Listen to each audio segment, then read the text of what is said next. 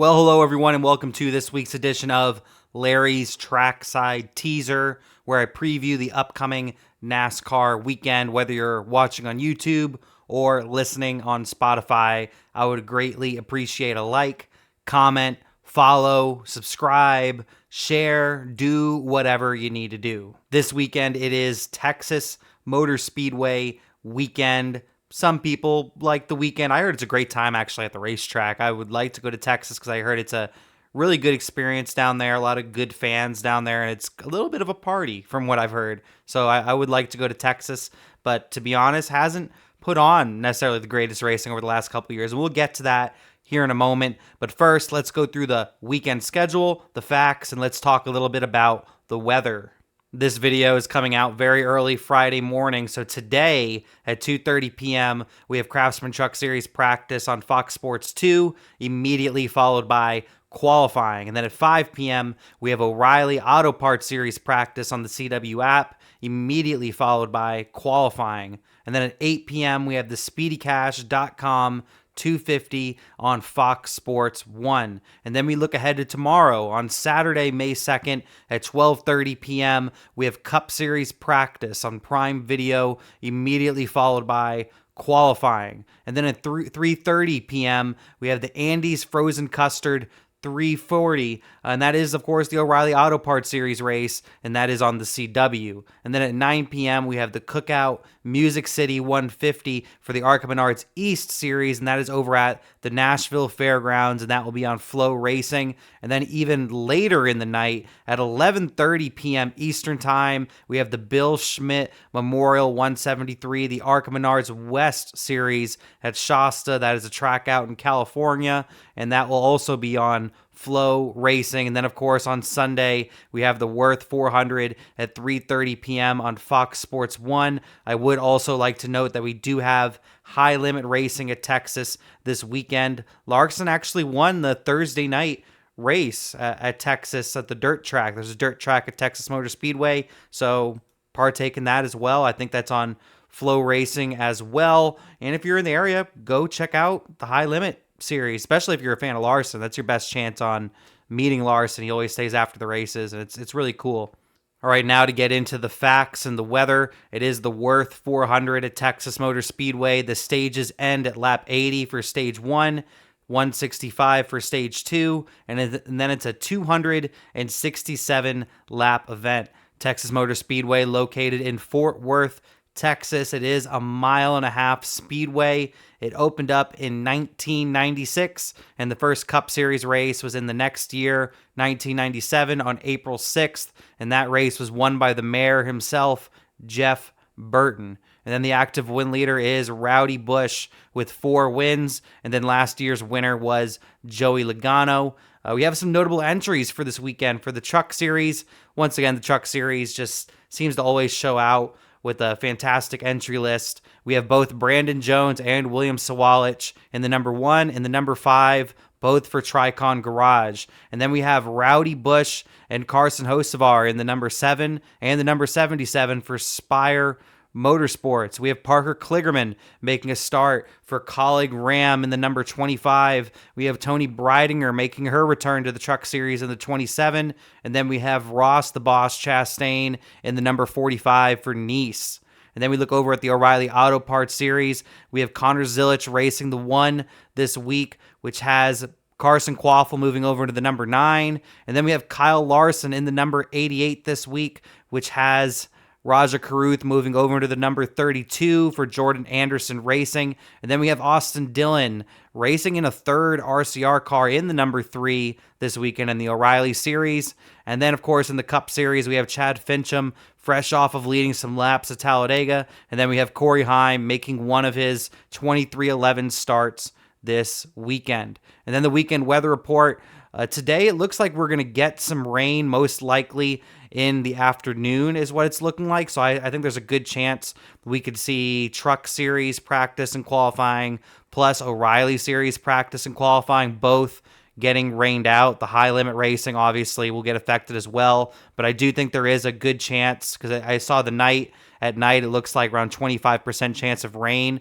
So there is a chance that we could get in the Truck Series race on Friday night. The rest of the weekend looks like it's going to be clear.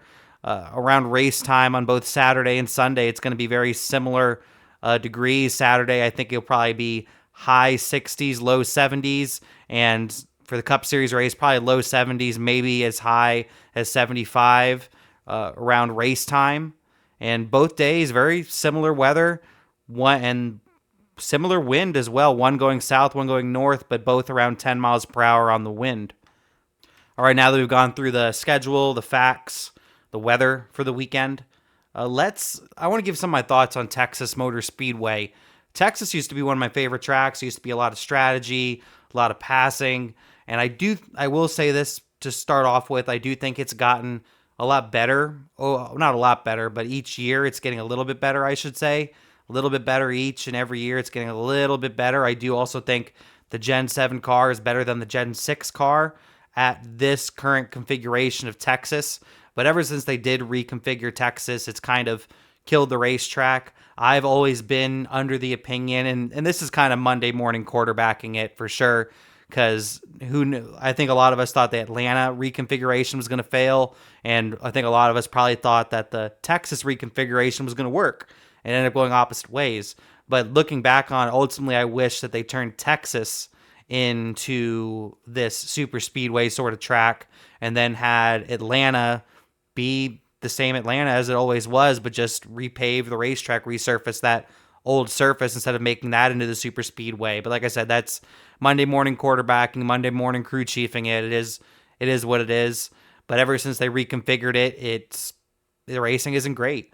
And it's not even just the Cup Series. I would try to blame it on the car, but it's not even just the Cup Series. We see it in the O'Reilly Series and in the Truck Series. It's not the best racing. The restarts get nutty, but that's just because turns 1 and 2 is pretty much undrivable for 3/4 of the corner. It's such a wide corner, but it's so flat that only the bottom lanes are drivable. You can't really get up high up on the racetrack. If you go into the middle of turns 1 and 2, you're taking a big risk. And I think after you go past that middle point in 1 and 2, you're probably going to have to slam the brakes, or you're going to slam the wall.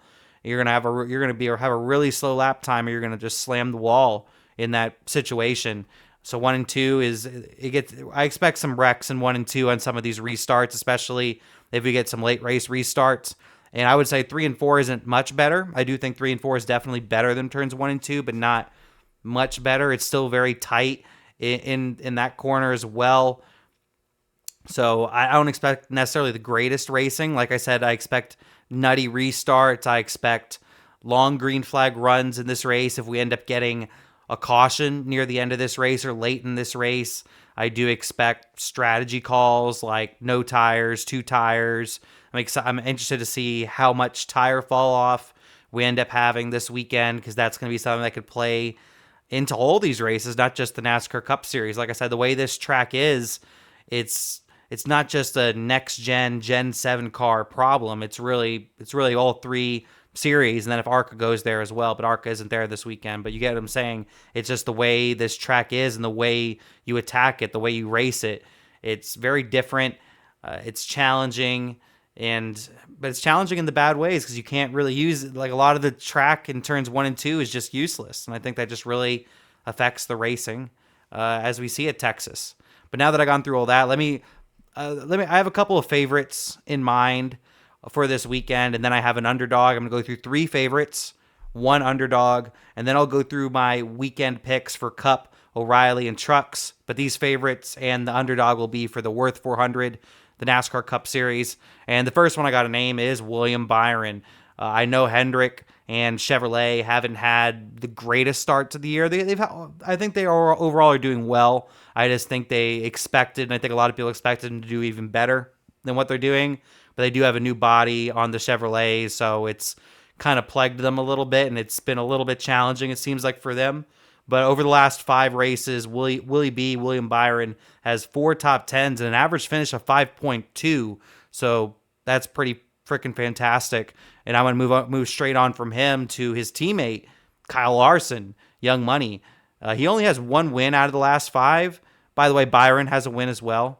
Larson only has one win out of the last 5 races, but I think it's a miracle that he only has one win because I thought this stat was pretty crazy. He's led 541 laps over the last 5 races. That's averaging more than 100 laps led a race, and I did the math, put all the laps together. He's led 36.5% of the laps over the last 5 years at Texas Motor Speedway. So I think it's crazy that he does only have the one win, and he dwarfs everybody else in laps led. No one has more than 200 laps led at Texas Motor Speedway over the last 5 years.